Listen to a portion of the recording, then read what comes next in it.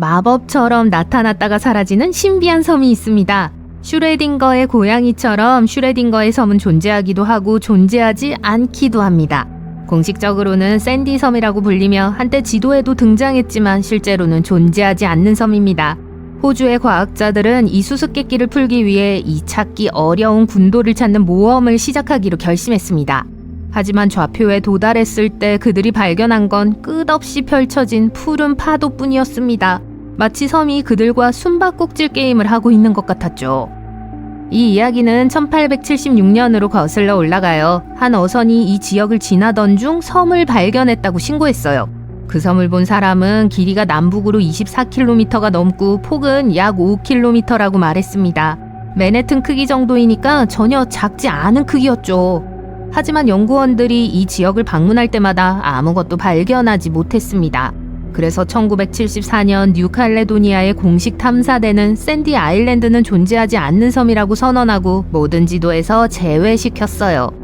사람들은 일상을 이어갔습니다. 이 섬이 구글어스의 검은 점으로 나타나고 있다는 사실을 알아차리기 전까지는요.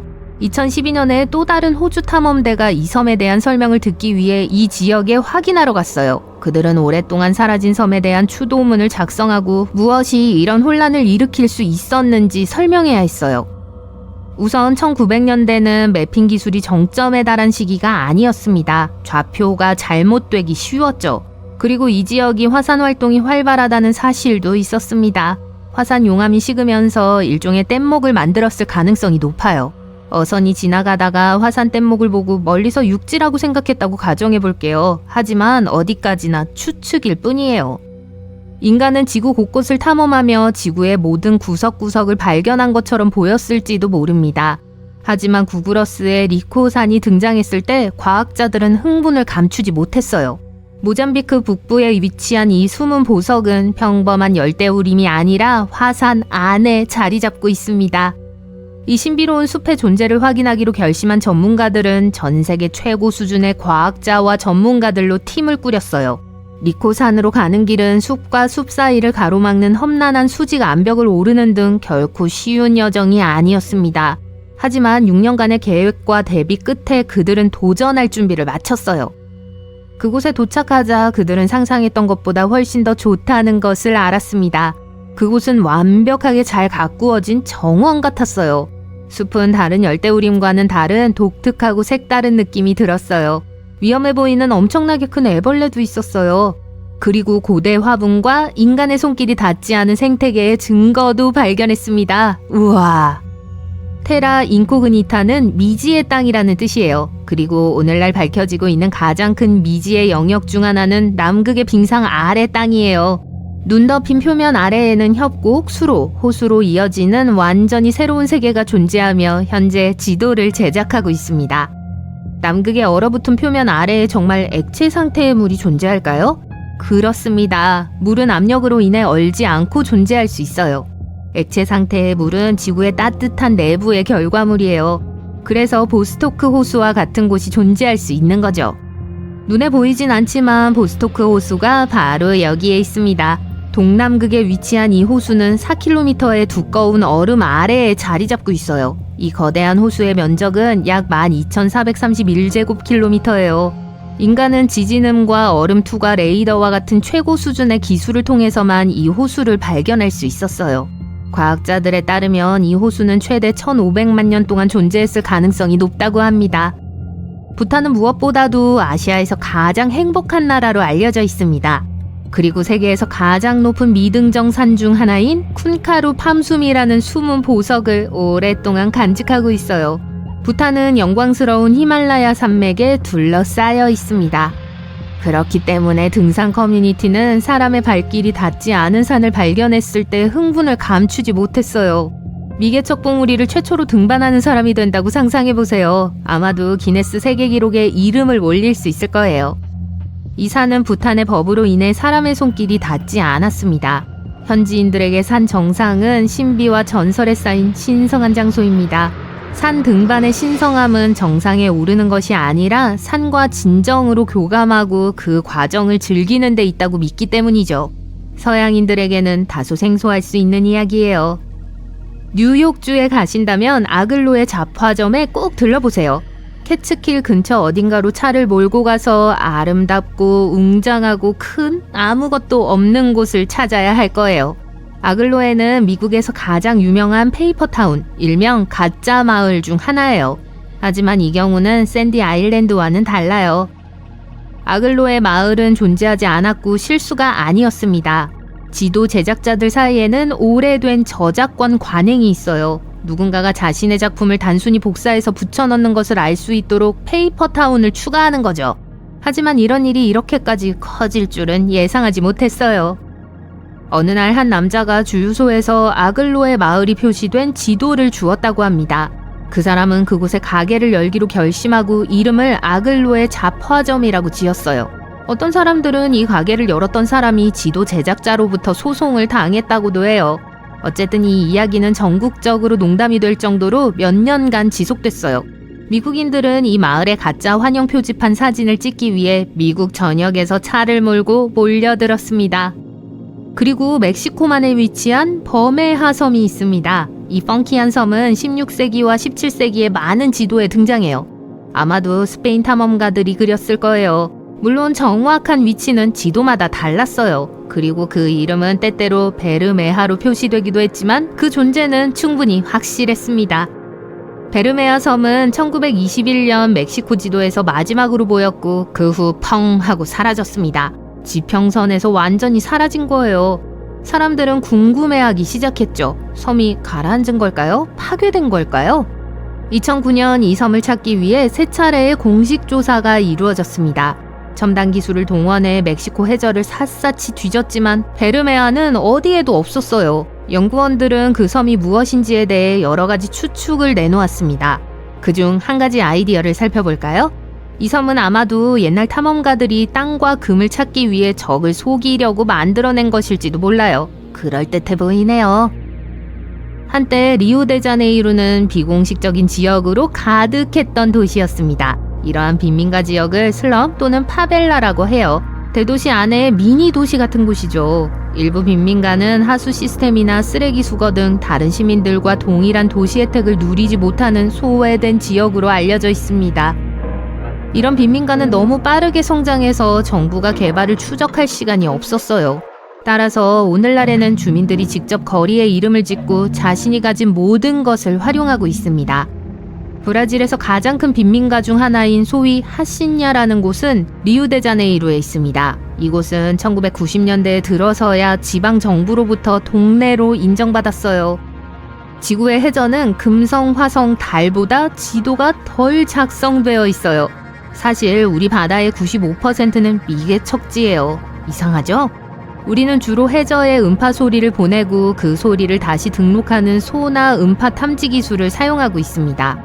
해저 지도를 더 면밀하게 작성하면 지진, 쓰나미, 화산 폭발과 같은 해양 위험에 대해 더 많은 통찰력을 얻을 수 있다는 것이 가장 큰 장점 중 하나입니다. 또한 아직 확인되지 않은 해양 생물이 너무 많은 만큼 해양 생태계의 진정한 역동성을 발견하고 보존하는 데 큰 통찰력을 얻을 수 있어요. 샌디 섬은 거의 200년 동안 세계 지도에 등장했다가 흔적도 없이 사라진 소름 끼치는 땅덩어리입니다. 호주와 뉴칼레도니아 사이의 남태평양에 위치한 이 유령 섬은 18세기 탐험가들에 의해 처음 기록된 후 지도와 과학조사에서도 계속 등장했어요. 그러나 한 연구선이 2012년에 예상 좌표를 통과해 항해했을 때 아무것도 발견하지 못했습니다.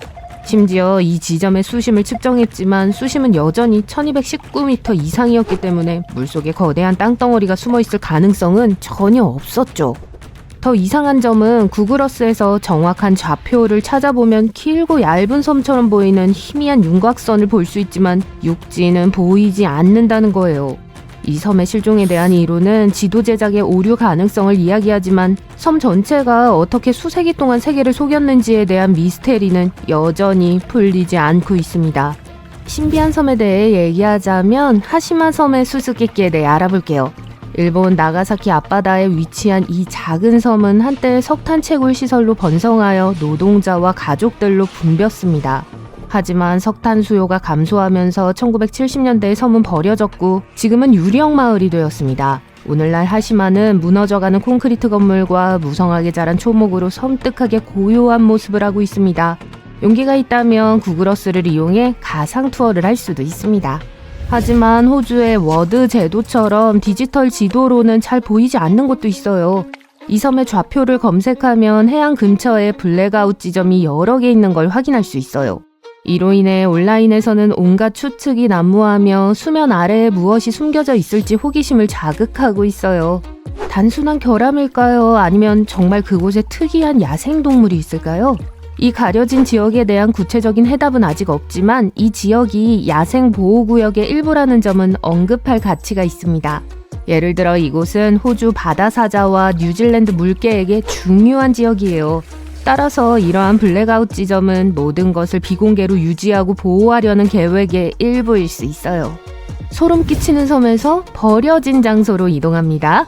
리오데자네이루를 지나다 보면 불길한 모습을 볼 수 있어요. 소름 끼치는 산타, 색바랜 사탕 지팡이, 야자수와 울창한 초목으로 둘러싸인 녹슨 미끄럼틀. 이곳은 브라질에 있는 으스스하고 버려진 크리스마스 테마 놀이공원인 알바노엘 공원입니다. 이 공원을 만든 사람은 다양한 테마의 공간으로 구성된 거대한 명소가 될 것이라고 생각하며 큰 꿈을 꾸었습니다. 무려 축구장 460개 크기의 공간에 해당해요. 2000년에 공사가 시작되었지만 몇 년 후 공원 입구에서 불과 몇 미터 떨어진 곳에서 제작자가 교통사고로 비극적으로 세상을 떠난 후 공원은 문을 닫았습니다. 오늘날 이 명소는 서서히 녹이 슬어가고 있습니다. 공상과학 영화에서나 나올 법한 풍경이지만 이 형형색색의 고리는 실제로 지구상에 있습니다. 옐로스톤 국립공원이에요. 직경 112.78m의 이 온천은 미국에서 가장 크고 세계에서 세 번째로 큰 온천이에요. 위에서 보면 다양한 색은 실제 열화상 필터처럼 작용하는 다양한 종류의 박테리아에서 비롯된 거예요. 각 유형의 박테리아는 서로 다른 온도에서 번성하며 박테리아의 색은 온천의 다른 부분의 열 수준을 반영합니다. 다음 목적지는 이탈리아에 있어요. 빨간집 또는 유령 저택으로도 알려진 빌라 데 베키를 소개합니다. 모든 유령 저택에는 그 뒤에 숨겨진 도시 괴담이 있습니다. 지금부터 소개할 이야기는 사실로 확인된 것은 없지만 꽤 흥미롭고 기괴한 이야기입니다. 19세기 중반 펠릭스 데 베키 백작이 지은 한때 웅장했던 이 여름 별장은 곧 비극의 장소가 됐어요. 백작의 아내는 의문의 죽음으로 세상을 떠났고 딸은 사라져서 다시는 볼 수 없게 됐어요. 큰 충격을 받은 백작은 남은 여생을 해답을 찾기 위해 보냈다고 합니다. 수년에 걸쳐 이 저택은 폐허가 되었고 지역 전설이 유령의 명성을 더했습니다. 어떤 사람들은 이상한 소리를 듣거나 유령 같은 형상을 보았다고 주장하고 어떤 사람들은 그곳에서 일어났을지도 모를 특이한 의식에 대해 속삭이곤 해요. 빌라 데 베키는 무너져 내리는 초목이 무성하게 자랐지만 섬뜩한 역사에 흥미를 느끼는 사람들에게 여전히 인기 있는 곳이에요. 지금까지 섬뜩하고 버려진 인간이 만든 구조물을 살펴보았으니까 이번에는 자연의 힘이 거대한 흔적을 남긴 장소인 애리조나의 운석 분화구를 살펴볼게요. 이곳은 약 5만 년 전 커다란 철, 니켈 운석이 지구에 부딪히면서 순식간에 형성된 곳입니다. 폭 1.186km, 깊이 170m에 달하는 이 분화구는 세계에서 가장 잘 보존된 충돌 유적지 중 하나입니다. 분화구 가장자리에 서 있으면 주변의 모든 것을 쓸어버리는 충돌의 놀라운 힘을 상상할 수 있어요. 오늘날 유성 분화구는 매혹적인 지질학적 랜드마크로서 과학자들과 호기심 많은 방문객을 끌어들이고 있습니다. 구글어스에서 보면 니제르의 이 지역은 마치 행성간 식민지처럼 보이는 유리돔이 곳곳에 흩어져 있어 소름 끼치게 보여요. 하지만 실제로는 일종의 착시 현상입니다. 이 돔은 실제로는 작은 반원형 구덩이로 Just Dig It 프로젝트의 일부입니다. 워터번즈 또는 어스 스마일로 알려진 이 구덩이는 빗물을 모아 건조하고 황폐화된 땅을 복원하기 위해 만들어져요. 사막화로 고통받는 지역의 생명을 되살리는 데 도움이 되는 간단하지만 천재적인 방법이죠. 이 웅덩이에 물을 가둠으로써 식물이 다시 자라도록 하여 땅을 식히고 생태계를 되살릴 수 있습니다. 페루의 유명한 나스카 라인에 대해 들어보신 적 있으신가요? 사막에 새겨진 거미, 원숭이, 벌새와 같은 모양의 거대한 고대 지역 문자예요. 그런데 최근에 이와 비슷한 것이 등장해 인터넷을 떠들썩하게 만들었어요. 산 정상에 위치한 이 새로운 형상은 멧돼지와 매우 흡사하게 생겼습니다. 잠재적인 새로운 지형 문자를 발견한 것은 매우 멋진 일이지만 확실한 정보가 부족하고 모서리가 날카롭지 않아서 자연적으로 형성된 것이라고 생각하게 돼요. 하지만 여전히 꽤 흥미로워요. 남쪽 칠레로 내려가면 그곳에서 실제 지형도를 발견할 수 있어요. 높이가 약 119m에 달하는 아타카마 자이언트가 있죠. 재미있는 그림처럼 보이는 이 형상은 일종의 영적인 인물이나 신을 나타내는 것 같아요. 실제로 무엇을 의미하는지에 대한 확실한 증거는 없지만 전문가들은 이 디자인이 초기 천문 달력으로 사용되었을 수 있다고 생각합니다. 머리 위쪽과 측면에 있는 점들은 달과 정렬하는 방식에 따라 계절을 나타낸다고 해요. 구글어스를 탐색하다 보면 아일랜드의 MV 플래시와 같은 신비한 난파선을 발견할 수도 있습니다. 이 배는 1960년에 폭풍과 강풍으로 인해 피니스 락에 부딪혀 배의 바닥에 구멍이 뚫리면서 비극적인 운명을 맞이했습니다. 배 밑에서 물이 밀려들기 시작했죠. 승무원들은 소리를 지르며 사방팔방으로 뛰어다닌 끝에 겨우 배에서 빠져나올 수 있었어요. 오늘날 이 배의 잔해는 여전히 피니스락에 남아있으며 인기 명소가 되었습니다. 시간이 지남에 따라 계속 떨어져 나가는 선체를 볼 수 있어 더욱 소름 끼치는 장면을 연출합니다. 타이타닉과 관련된 흥미로운 사실도 있어요. 타이타닉은 실제로 수중 3,962m 아래에 있어서 위성 카메라로는 볼 수 없는 것이 사실이에요. 하지만 이 좌표를 구글 어스에 입력하면 타이타닉 사고 지점을 찾을 수 있어요. 그렇게 소름 끼치는 장소는 아니에요. 그저 거대한 푸른 바다에 불과하죠. 하지만 그래도 배가 침몰하던 그 비극적인 날 밤에 모든 것과는 멀리 떨어져 있었던 타이타닉의 모습을 큰 그림으로 보는 것은 꽤 흥미롭습니다.